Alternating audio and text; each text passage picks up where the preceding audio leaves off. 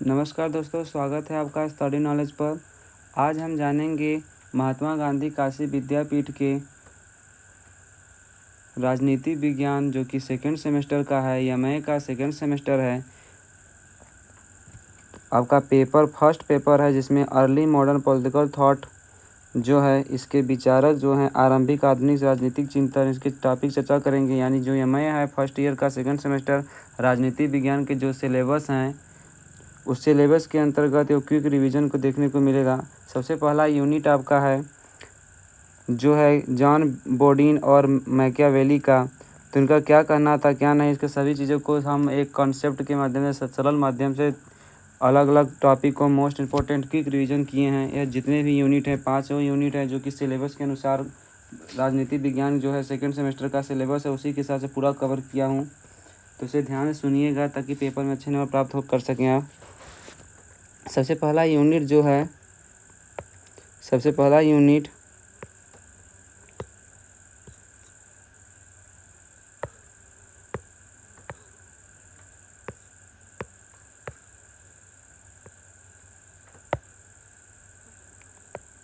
सबसे पहला यूनिट जो है मैकियावेली और जॉन बोडीन का है। सबसे पहला क्या है, संप्रभुता की संकल्पना। इसकी मुख्य बातें, यानी कि जॉन बोडीन का मानना था कि संप्रभुता की संकल्पना इज मोस्ट इम्पोर्टेंट होता है। इसकी मुख्य बातें जान लीजिए कि कहाँ के विचारक थे, कैसे थे। जो बोडीन थे फ्रांस के एक राजनीतिक विचारक थे। इन्होंने संप्रभुता का विचार प्रस्तुत किया, यानी राज को सर्वोच्च शक्ति दी। उनका मानना था कि राजा की शक्ति सर्वोच्च होनी चाहिए और वह कानून से ऊपर होना चाहिए। यानी जॉन बोडीन थे, उनका मानना था, जो कि फ्रांस के थे, उनका मानना था कि जो राजा होना चाहिए उसकी सर्वशक्ति होनी चाहिए, सभी शक्ति होनी चाहिए और कानून के ऊपर उनको रखने की बात कहे हैं। उन्होंने कहा कि मजबूत सरकार ही देश की शांति और व्यवस्था चला सकती है। इनका विचार यह भी था। सरल भाषा में अगर हम देखें तो राज्य के पास सबसे बड़ी और अंतिम ताकत होनी चाहिए ताकि कानून बन सके और उसे लागू किया जा सके। यानी कि जो कि जॉन बोडीन थे, उनका मानना था कि राज्य के पास सबसे बड़ी और अंतिम ताकत होनी चाहिए, जो राज्य है उसके पास सबसे बड़ी और अंतिम ताकत होनी चाहिए ताकि वह कानून बना सके और उसे लागू कर सके। मैकियावेली को देख लेते हैं। छोटा छोटा चीज़ें हम देखने को समझने का प्रयास करेंगे शार्ट जो कि क्विक रिवीजन में। इनका मानना था मैकियावेली राजनीतिक नैतिकता के अलग करना, राज्य का संचालन करना। इनका एक स्टेटमेंट है, राजनीति को नैतिकता से अलग करना, राज्य संचालन करना। इनकी मुख्य बातें ये जो कि यह मैकियावेली इटली के प्रसिद्ध राजनीतिक विचारक थे और इनको मॉडर्न यानी कि आधुनिक राजनीति के जनक भी बोला जाता है। मैकियावेली को इटली के प्रसिद्ध राजनीतिक विचारक थे। इनकी किताब जो था द प्रिंस एक बहुत ही प्रसिद्ध किताब थी। उन्होंने कहा कि राजनीति में नैतिकता की कोई जगह नहीं होनी चाहिए। यानी मैकियावेली एक ऐसे विचारक थे जिन्होंने नैतिकता की कोई जगह नहीं बात की है। यानी राज्य में जो है कि राजनीति जो है इसमें नैतिकता की कोई बात नहीं की है, कोई जगह नहीं होनी चाहिए। एक शासक को कभी कभी झूठ बोलना, चालाकी करना या हिंसा करना भी जरूरी हो सकता है अगर वह राज्य को बचाने के लिए हो। यानी उनका मानना था कि अगर राज्य को बचाने के लिए अगर किसी राजा को झूठ भी बोलना चाहिए या शासक को झूठ भी बोलना चाहिए या तो चालाकी किया जाए या तो हिंसात्मक भी कार्यवाही करें तो वह एक ठीक है। यानी मैकियावेली का विचार यही था कि राजा जो है कि शासक जो है कभी कोई झूठ भी बोल सकता है, लेकिन उसका वरन एक ही उद्देश्य होना चाहिए कि वह राज्य को बचाना चाहता हो, राज्य को बचाना चाहता हो तभी ये काम कर सकता है, नहीं तो नहीं। तभी झूठ बोले, नहीं तो नहीं बोल सकता है। इनके प्रसिद्ध विचारक जो है, इम्पोर्टेंट उनके थॉट है उनके, वो भी थोड़ा देख लीजिए। प्रसिद्ध जो है कि जो कि पॉपुलर है, एंड जस्टिफिक द मैन। मतलब अगर उद्देश्य अच्छा है तो साधन कैसा भी हो वह जायज़ है। यानी कहने का मतलब इनका उद्देश्य होना चाहिए, उद्देश्य अगर ठीक हो तो जो कि तो साधन जैसे भी इनका उसका प्रयोग, यानी उद्देश्य की प्राप्ति करने के लिए कोई भी साधन हो उसे कोई मतलब नहीं है, जायज़ है, लेकिन अब उसका जो कि उद्देश्य है वो अच्छा होना चाहिए। इसे सरल भाषा में समझ लेते हैं। राजनीति में सफल होने के लिए नैतिकता की चिंता नहीं करनी चाहिए बल्कि सत्ता को मजबूत बनाना रखना जरूरी है। यानी उनका मानना था कि राजनीति में सफल होने के लिए नैतिकता की चिंता नहीं करनी चाहिए, बल्कि सत्ता को मजबूत बनाए रखना जरूरी है। यह मैकियावेली का एक स्टेटमेंट था। आते हैं आप सेकेंड यूनिट के लिए। जैसे मैंने आपको पहले ही बताया था कि क्विक रिवीजन हो रहा है, यानी शॉर्ट हो रहा है, जो कि इम्पोर्टेंट जो कि उनके विचारक थे, राजनीतिक विचारक हैं, वही उनकी बात को कर रहा हूँ। पहला यूनिट समाप्त होता है। दूसरा यूनिट क्या कहता है, जिसमें आपको थॉमस हॉब्स देखने को मिलेंगे और जॉन लॉक भी देखने को मिलेंगे। 2-3 आपके दार्शनिक या विचारक देखने को मिलेंगे राजनीतिक चिंतन के, जो कि अर्ली मॉडर्न के थे। मानव यानी कि हॉब्स महोदय कहते हैं मानव स्वभाव और सामाजिक अनुबंधन। इनकी मुख्य बातें देख लीजिए, उन्होंने क्या कहा था। उन्होंने कहा कि मानव स्वभाव स्वार्थी और डरपोक होता है। यानी उन्होंने कहा कि मानव जो है उनका स्वभाव जो है स्वार्थी और डरपोक होता है। यह राज्य न तो इंसान एक दूसरे से लड़ते रहते हैं, उन्होंने इसे कहा स्टेट ऑफ नेचर, यानी युद्ध की स्थिति का, यानी कि जो कि यह महोदय थे मानव और स्वभाव और सामाजिक अनुबंधन के लेकर थॉमस हॉब्स का कथन था। इन्होंने कहा कि मानव स्वभाव और स्वार्थी से डरपोक होता है, इसीलिए लोगों के आपस में एक अनुबंधन किया, जिसे सोशल कॉन्ट्रैक्ट बोलते हैं, और एक राजा को सत्ता दी ताकि वह शांति बनाए रखे। यानी हॉब्स का मानना था कि जो मानव है, मनुष्य जो है, वो हमेशा स्वार्थी और डरपोक होता है, इसीलिए जो राजा होंगे वो शांति से सत्ता चला सकेंगे। आपस में अनुबंधन किया कि देखिए सोशल कॉन्ट्रैक्ट किया कि इस प्रकार से अनुबंधन चलना चाहिए, कैसे चलना चाहिए, क्या नहीं चलना चाहिए मानव के बीच में। तो एक राजा को सत्ता की ताकत दी गई। सरल भाषा में इनकी बात देखा जाए, इनका हॉब्स जी का, लोगों ने लड़ाई से बचने के लिए अपनी आज़ादी राजा को सौंप दी ताकि वह कानून बना सके और सुरक्षा कर सके। यानी हॉब्स महोदय का एक कथन था कि लोगों ने लड़ाई से बचने के लिए, यानी लोगों ने मारपीट लड़ाई से बचने के लिए अपनी आज़ादी है वो राजा को सौंप दी ताकि वह कानून बना सकें और उसकी सुरक्षा दे सके, यानी जो कि मनुष्यों की सुरक्षा दे सके, सबके ऊपर कानून बनाने के लिए बात कहते हैं। यानी कानून ऐसा बना सकता है राजा जो कि मनुष्यों को सुरक्षा दे सके। अब लॉक महोदय जो हैं, जॉन लॉक, उनके देख लीजिए। इनका बात था उदारवाद और सामाजिक अनुबंधन।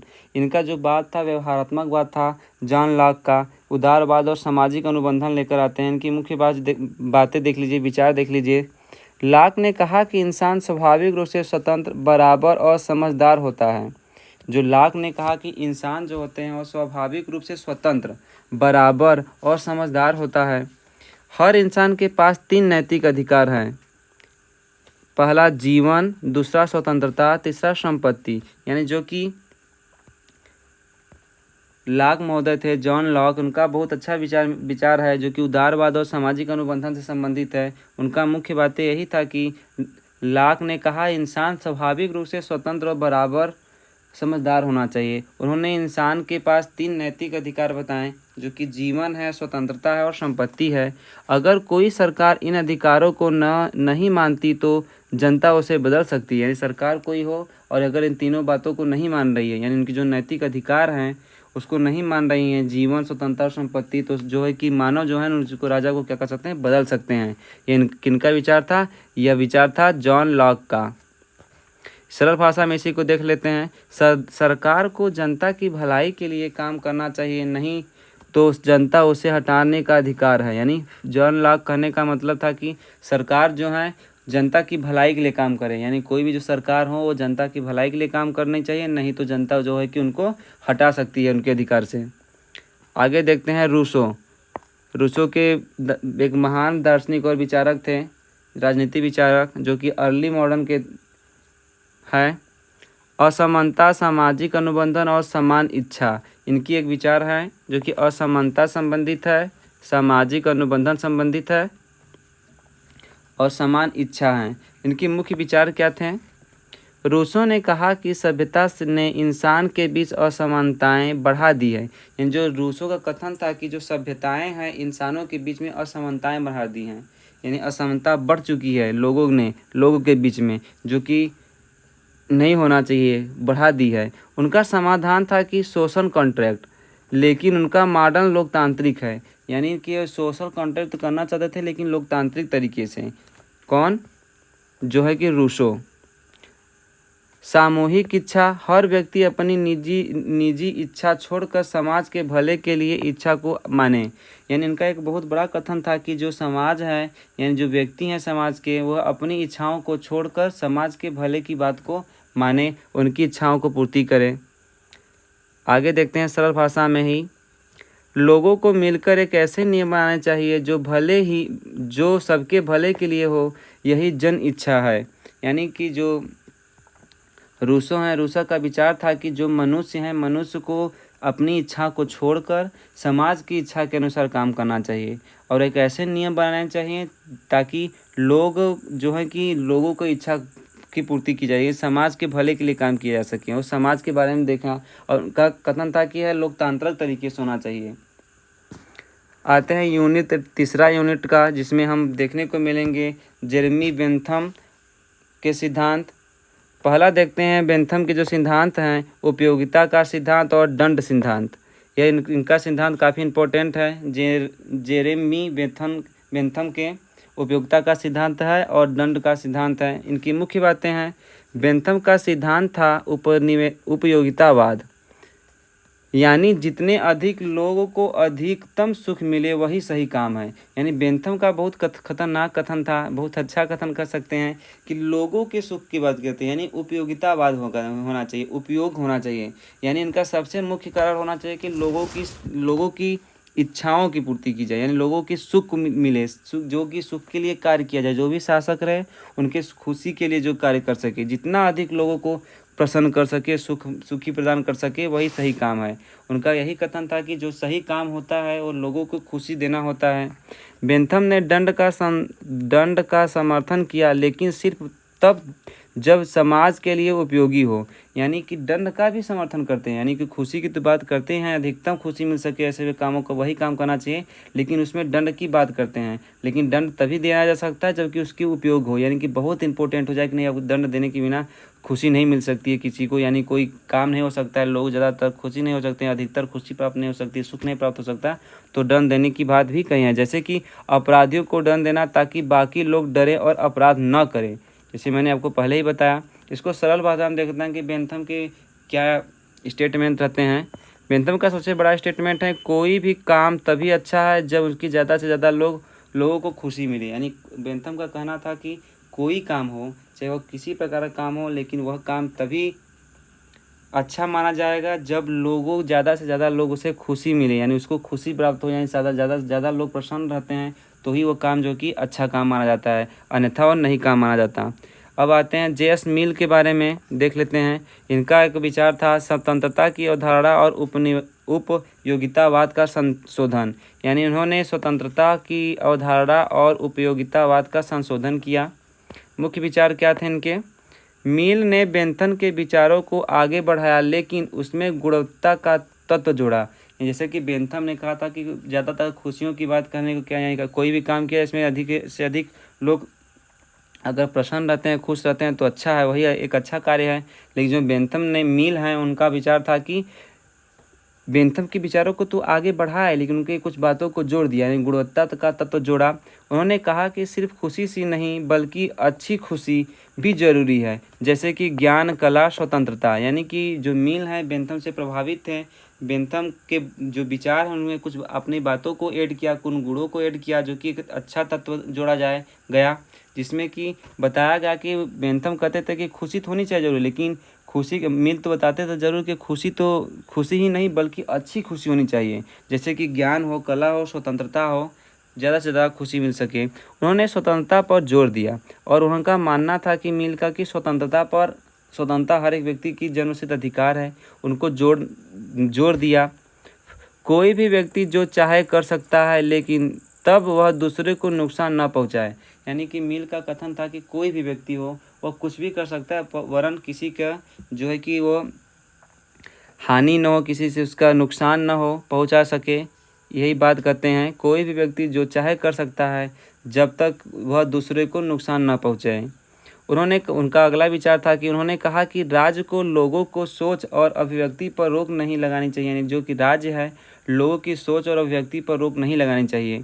उनका यह स्टेटमेंट था। यह सरल तरीके से समझा जाए निष्कर्ष के रूप में, स्वतंत्रता जरूरी है लेकिन वह दूसरों के हक को चोट पहुँचाए बिना। अच्छा समाज वही है जो सोचने और बोलने की आज़ादी दें। यानी कहने का मतलब था मील का जो कि वेंथम से काफ़ी प्रभावित थे। मील का कहना था कि स्वतंत्रता जरूरी है लेकिन वह स्वतंत्रता होनी चाहिए जो दूसरे के हक को चोट न पहुँचाए। अच्छा समाज वही है जो सोचने और बोलने की आज़ादी दे सके, यही समाज अच्छा होता है। अब जानते हैं यूनिट 4 देख लेते हैं हेगल का। यूनिट 4 में हेगल है जो कि आपको सिलेबस में मिल जाएगा द्वितीय सेमेस्टर राजनीति विज्ञान के द्वितीय सेमेस्टर या मई का फर्स्ट ईयर का सेकंड सेमेस्टर का, जो कि सिलेबस के अनुसार मैं चल रहा हूँ। बस उनका क्विक रिवीजन करा रहे हैं आप लोगों को। अगर आप लोगों को यह चैनल में समझ में आ रहा होगा, मेरी बातों को समझ में आ रहा होगा, जो मैं बता रहा हूँ आप लोगों को समझ आ रहा है, तो चैनल को सब्सक्राइब जरूर कर दीजिएगा। इसी प्रकार सपोर्ट करते रहिएगा। फीडबैक जरूर दीजिएगा अपना कि इस प्रकार से सही है कि नहीं है, क्या है, कैसा परिवर्तन करना चाहिए, किस प्रकार से सभी चीज़ों को। तो आते हैं यूनिट में। यूनिट 4 क्या है, हेगल के है। हेगल का क्या मानना था, उनके क्या विचार थे। इतिहास का दर्शन और आत्मविभाजन।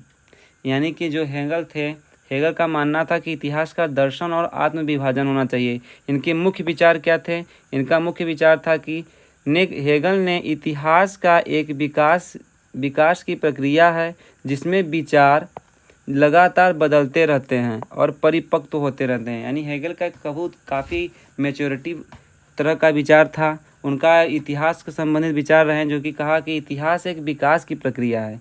जो इतिहास होता है वो विकास की प्रक्रिया है जिसमें विचार लगातार बदलते रहते हैं। जो आइडिया होते हैं वो हमेशा क्या होते हैं, परिवर्तन होते रहते हैं और मैच्योर होते हैं, परिपक्व होते रहते हैं।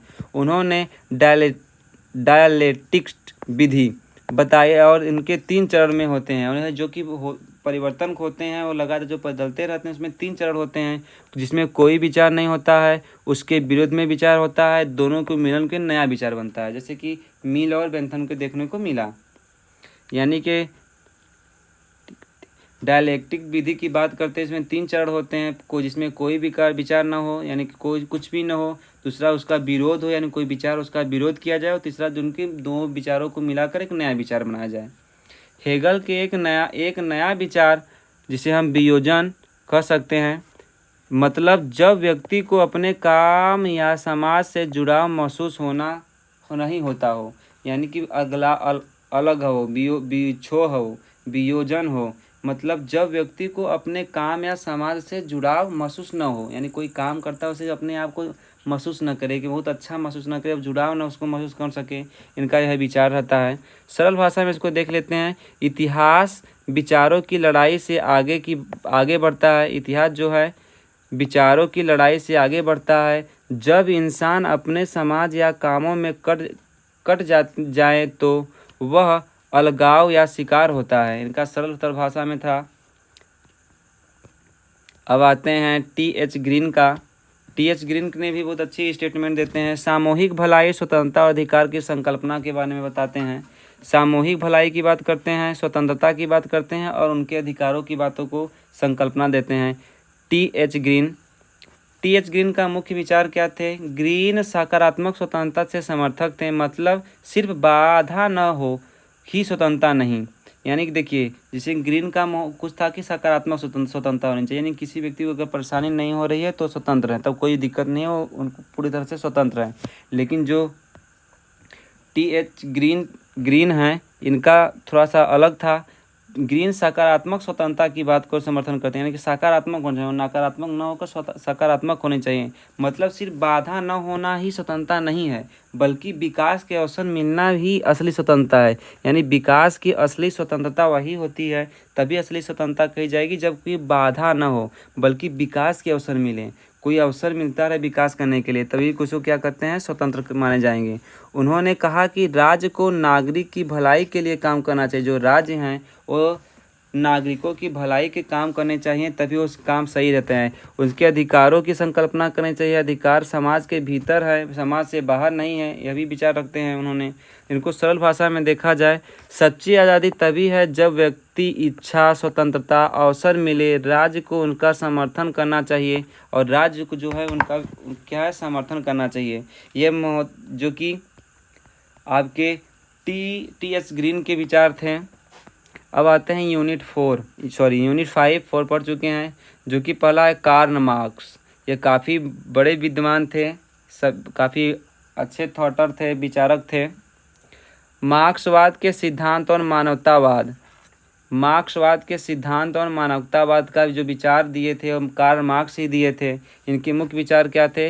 वर्ग संघर्ष यानी समाज दो वर्गों में बटा हुआ है, यानी समाज को उन्होंने दो वर्गों में विभक्त किया था कार्ल मार्क्स। पहला पूंजीपति, दूसरा मजदूर वर्ग। पूंजीपति क्या होते हैं? जिनके पास पूंजी और फैक्ट्री है वही पूंजीपति कहलाते हैं। मजदूर क्या होते हैं? जो श्रम करते हैं। मार्क्स ने कहा कि पूंजीपति वर्ग श्रमिकों का शोषण करते हैं, जो कि मार्क्स का कथन था कि जो पूंजीपति होते हैं और श्रमिकों का क्या करते हैं? शोषण करते हैं। इसका आला है क्रांति और वर्गहीन समाज।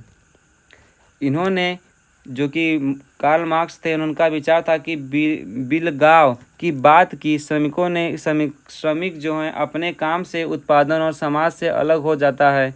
ऐतिहासिक भौतिकतावाद, इतिहास की गति आर्थिक ढांचे पर निर्भर करती है। इनके यह विचार थे। सरल भाषा में देखा जाए कार्ल मार्क्स का क्या कथन था? श्रमिकों का शोषण बंद हो, सभी को बराबरी मिले और समाज की पूंजीवादी हटे। यह मार्क्स का सपना था, यानी उनका एक स्टेटमेंट था और सपना भी था कि जो कि श्रमिक है उनका शोषण बंद किया जाए, जो पूंजीपति हैं उनका शोषण कर रहे हैं उसको बंद कर ऐसे समाज को किया जाए जो कि समाज में पूंजीपति हट जाए, यानी बराबर रहें और सबको आसानी से बराबरी मिल सकें। अब लेनिन को देख लेते हैं विचारक। क्रांति पार्टी और लोकतांत्रिक केंद्रीयतावाद, यह कि लेनिन का स्टेटमेंट है। यह सब सिलेबस में आप लोग को विचारक देखने को मिलेंगे, वैज्ञानिक विचारक देखने को मिलते हैं, राजनीतिक विचारक देखने को मिलेंगे, सिलेबस में आपके हैं, इसलिए इसमें भी टॉपिक मैंने लिया है। इनकी मुख्य बातें क्या हैं? लेनिन ने मार्क्स के विचारों के रूस में लागू किया, यानी जो लेनिन है वो लेनिन महोदय वह मार्क्स के विचारों को रूस में लागू करते हैं। उनका कहना था कि क्रांति के लिए एक संगठित पार्टी चाहिए जो कि जनता के नेतृत्व करें। उन्होंने लोकतांत्रिक केंद्रीयता की बात, यानी पार्टी के भीतर चर्चा हो सकती है लेकिन एक बार निर्णय हो गया तो उसका मानना होगा। और उनका मानना था कि अगर कोई चीज़ निर्णय ले लिया जाए तो उसको ज़रूर मानना पड़ेगा, मानना जरूरी होगा, सबको मानना होगा। लेनिन ने साम्राज्यवाद को पूंजीवाद का उच्चतम चरण कहा। जो लेनिन महोदय और साम्राज्यवाद को पूंजीवाद का उच्चतम चरण कहा। सरल भाषा में देख लिया जाए लेनिन महोदय ने क्या कहा? क्रांति के लिए मजबूत और अनुशासन पार्टी चाहिए, यानी क्रांति के लिए कोई क्रांति हो तो उसके लिए शासन मजबूत होना चाहिए, लेकिन अनुशासित ढंग से पार्टी बननी चाहिए। बहस हो सकती है पर निर्णय के बाद एकता जरूरी है। अगर किसी चीज़ पे बहस हो रही हो तो अगर निर्णय ले लिया गया उस बात के लिए तो एकता होनी भी जरूरी है, क्योंकि अगर एकता नहीं रहेगी तो पार्टी टूट जाएगी। उसके बाद महोदय हैं माओ त्से तुंग। यह स्थायी क्रांति और ग्रामीण क्रांति का विचार देते हैं। स्थायी क्रांति और ग्रामीण क्रांति का इनका विचार, मुख्य विचार थे। माओ ने कहा कि क्रांति सिर्फ एक बात नहीं होती, माओ ने कहा कि क्रांति सिर्फ एक बार नहीं होती, उसे लगातार जारी रखना पड़ता है। उन्होंने गांव और किसानों की क्रांति के मुख्य आधार माना, यानी जो गांव है, किसान है, उनकी मुख्य क्रांति का आधार माना। जबकि मार्क्स ने मजदूरों को, वर्गों को माना, यानी जो मार्क्स हैं उन्होंने मजदूरों को मानते हैं, लेकिन जो एक माओ महोदय हैं या माओ महोदय किसानों को मानते हैं और गाँवों और किसानों की क्रांति का मुख्य आधार मानते हैं। लेकिन जो है कि मार्क्स में मजदूरों को मानता था। माओ का सांस्कृतिक क्रांति भी प्रसिद्ध है, उन्होंने पुरानी परंपराओं को तोड़ना था। उन्होंने कहा कि क्रांति लंबा युद्ध है जिसे दृढ़ता से लड़ना पड़ता है। जाहिर सी बात है, जो क्रांति होती है वो बहुत लंबा युद्ध होता है, जिसे हम दृढ़ता से लड़ना पड़ता है। सरल भाषा में देखा जाए माओ के विचारों को तो क्रांति को लगातार बनाए रखना चाहिए, किसानों की भूमिका अहम है और पुरानी सोचों को हटाना जरूरी है। ये रहे आपके पाँचों यूनिट, यानी पाँचों यूनिट के बारे में जो सिलेबस में दिया है, पाठ्यक्रम जो दिया है आपका अर्ली मॉडर्न पॉलिटिकल थॉट के राजनीति विज्ञान EMI के सेकेंड सेमेस्टर का। ये पाँचों जो है कि सभी विचारकों के मैंने क्विक रिवीजन कर दिया है। आशा करता हूँ आप लोग को समझ भी आया होगा। अगर आप लोगों को समझ आए तो ये दोस्तों के साथ शेयर करिए और मेरे चैनल को सब्सक्राइब जरूर करिएगा और फीडबैक ज़रूर दीजिएगा अपना। ठीक, आज के लिए बस इतना ही। आशा करते हैं कि आपको काफ़ी सहयोग देगा ये वीडियो। धन्यवाद।